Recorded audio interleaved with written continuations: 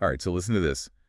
We're going to dive into the world of like a powerful female pharaoh Oh, wow.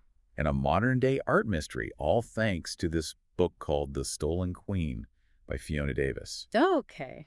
It's historical fiction, but the details about Queen Hathorkair are actually rooted in fact. Interesting. So yeah, consider this a deep dive into both the real history and then how the author uses it to kind of weave a captivating story. Yeah, I love that blend, having the real historical figures and events and then weaving in this like fictional mystery that keeps you guessing. Exactly. Yeah. So let's start with Hathorkair herself. Well, okay.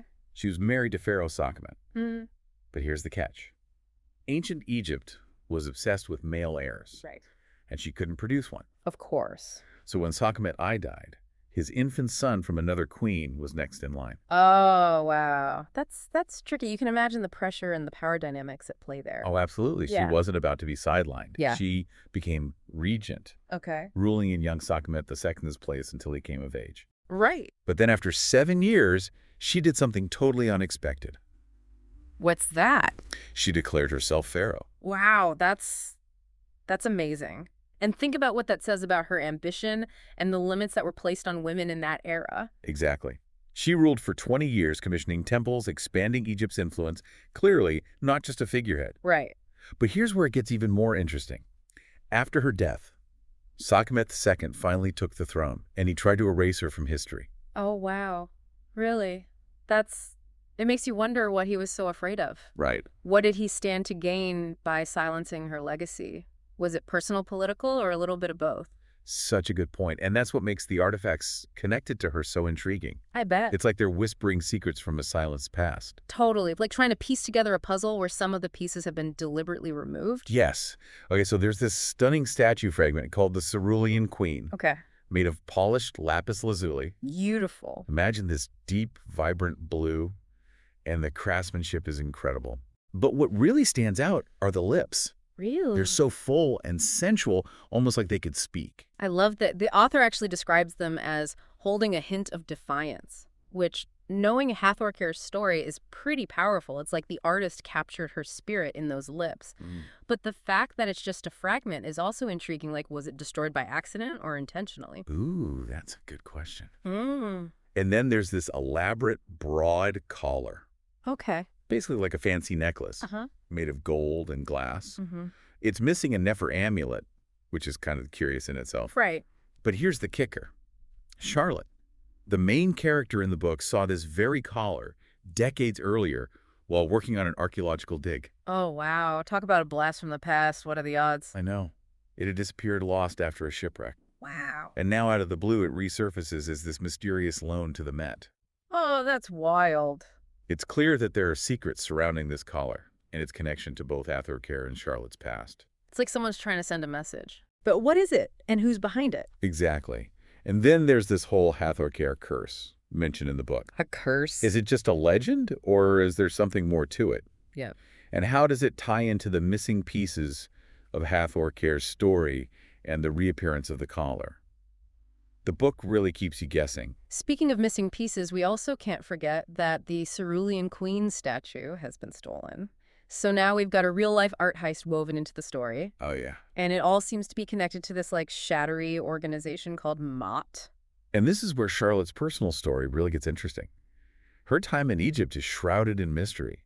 She lost her husband and daughter in that shipwreck, or so she thought. Right, and it seems like her past is about to collide with her present in a big way. There are hints that her husband might still be alive, potentially involved with this shady art theft ring. It's a lot to unpack. It is. And then there's this whole other element, a hidden box found in a newly unearthed tomb, What?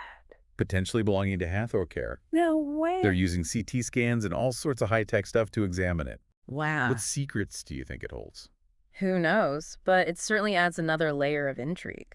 The way the author blends historical details with this fast-paced mystery is really clever. It makes you want to keep turning the pages to see what happens next. Totally agree. And we haven't even scratched the surface of all the twists and turns in this book. I bet. We've got powerful female pharaohs, mysterious artifacts, Mhm. a possible curse, a shadowy art theft ring. Wow. There's something here for everyone. Yeah. Stay tuned for part 2, where we'll delve deeper into Charlotte's past in Egypt and her quest to uncover the truth. which might be more complicated than she ever imagined. So last time we left off with questions swirling around Hathor legacy, that intriguing broad collar, and Charlotte's mysterious past in Egypt. Right, so let's go back in time with Charlotte to the 1930s. Okay. Picture the scorching desert, the bustling Cairo markets, Mm. the thrill of unearthing ancient treasures. Yeah. The book really brings that era to life. Oh, it does. It's like stepping into a classic adventure film. Yeah. You can almost feel the sand between your toes and the excitement in the air as these archaeologists dig into the past. Totally. We meet Charlotte fresh out of college, eager to make her mark in Egyptology. She lands a job as a note-taker for a renowned archaeologist, which, let's be honest, doesn't sound super glamorous. Right. But it's a foot in the door, and it gives her access to something truly extraordinary, the chance to be part of uncovering history firsthand. And that's where she encounters that broad collar we talked about earlier. Talk about foreshadowing, right? Yeah, definitely. But perhaps even more pivotal is her meeting with this dashing young archaeologist named Henry Smith Sparks. Fly amidst the ancient tombs, and they fall head over heels. Ah, young love and ancient history. What a combination. I know, it sounds almost idyllic, but of course things are never that simple. Yeah, that's true. Charlotte gets pregnant, which in the 1930s especially, in a field as physically demanding as archaeology, presents all sorts of challenges. Absolutely. Back then, expectations for women were very different. The book really explores this conflict between Charlotte's personal ambitions and societal pressures. Yeah, and that's not the only conflict brewing. There are these hints of trouble in paradise. Charlotte feels stifled. Henry seems to be keeping secrets, and there's this looming presence of a character named Leon, who we know from the present-day storyline is up to no good. Right. The author does a great job of dropping those little breadcrumbs, hinting at a darker side to things without giving too much away. It really keeps you on the edge of your seat. It really does. Yeah. It seems Henry and Leon were involved in some shady dealings, potentially smuggling antiquities. Really? Was Henry in over his head? Was he forced into it?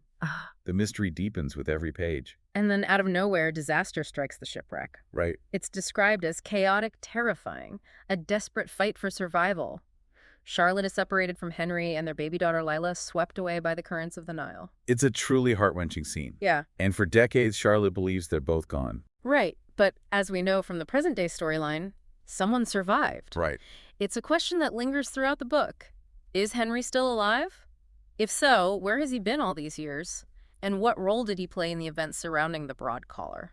So many questions. And just when you think it can't get any more complicated, we find out that Leon is alive and well, working as a tour guide in Luxor.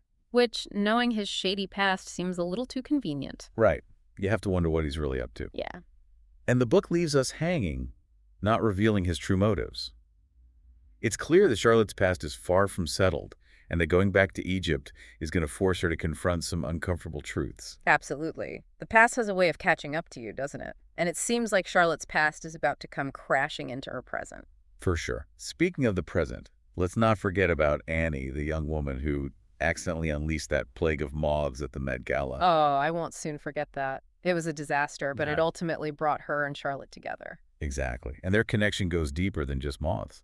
It turns out Annie's father was a security guard at the Met, and they both shared this special fascination with the Cerulean Queen statue. Oh, that's nice. It's like the museum represents a connection to her late father. So Yeah. it's no wonder she feels so strongly about what happened, and it makes her decision to help Charlotte even more meaningful. I agree. They're both dealing with loss and a desire to uncover the truth. It's a powerful bond, and it ultimately leads them both to Egypt. And that's where things really start to heat up. Stay tuned for part 3, where we'll follow Charlotte and Annie as they dig deeper into the past, uncovering secrets and facing unexpected dangers in their search for answers. Okay, so we're back, and Charlotte and Annie have arrived in Egypt, ready to confront the past and hopefully uncover the truth about Henry and Lila. It's such a pivotal moment in the story. They've come so far, but the biggest questions still remain unanswered. For sure. So they track down Leon, hoping he'll finally reveal what he knows. Right. But of course he denies everything. Claims he made up the whole story about Henry being alive. Oh. Yeah, but Charlotte isn't convinced. She senses that he's hiding something, and their confrontation is just filled with this unspoken tension. Yeah. Like they both know more than they're letting on. Right. And remember that whole Hathor curse thing? Oh, yeah. Well, right after their meeting with Leon, there's this freak accident at the dig site. Part of a tomb collapses, and guess what they find amidst the rubble? What? A hidden chamber. No way. Sealed for centuries. And inside, they discover a canopic jar bearing Hathor Cair's cartouche and several mummies. Talk about a historical jackpot. I know. It's like the kind of discovery archaeologists dream about. Totally. But here's where it gets really interesting. Okay. One of the mummies has a crossed arm, which, according to legend, is how Hathor Cair was buried. Oh, wow. It really sends chills down your spine. Yeah. Could it really be her? The author keeps you guessing. She does. She masterfully builds the suspense. And to solve the mystery, they use CT scans. Oh, wow. This amazing technology that lets them examine the artifacts and the mummies without causing any damage. It's like ancient history meets modern science. I love that. Right. And the results are incredible. Yeah. They scan the canopic jar and they find a human tooth. Really? Remember how Hathor Cair's statue fragment was missing a section of the jaw? Yeah. It's almost like the pieces are starting to come together like a puzzle. Exactly. And then they scan the mummy with the crossed arm, and guess what? What? There's a gap in the jaw where a molar would have been a gap that perfectly matches the tooth from the canopic jar. Oh, wow. It's like finding that final piece of the puzzle, confirmation that they found Hathor Cair. Wow. It's a truly remarkable moment in the book, and it feels like a huge victory, not just for Charlotte, but for Hathor Cair herself, whose story is finally being heard. That's beautiful. And with this discovery, the curse seems to lift. Charlotte's nightmares fade, and she feels this sense of peace, like she's somehow honored this powerful queen who was silenced for so long. Right. But of course, she still needs answers about Henry and Lila. She can't shake the feeling that Leon knows more than he's letting on. Yeah. And then there's another twist. Remember that art theft ring, Matt? Well, it turns out that Leon might be involved with them. Oh, no. It's like every time you think you're close to unraveling the mystery, another layer is revealed. The author keeps you constantly guessing. I know. Just when Charlotte starts to lose hope, Annie stumbles upon a clue, a letter from Leon mentioning a unique location. Oh, okay. And guess what? There's an art gallery in Cairo called the Farid Gallery.